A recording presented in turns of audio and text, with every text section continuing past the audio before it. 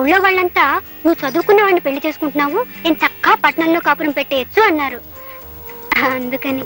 ఓహో అలాగా. కానీ నేను చదివింది అగ్రికల్చర్ బిఎస్సి.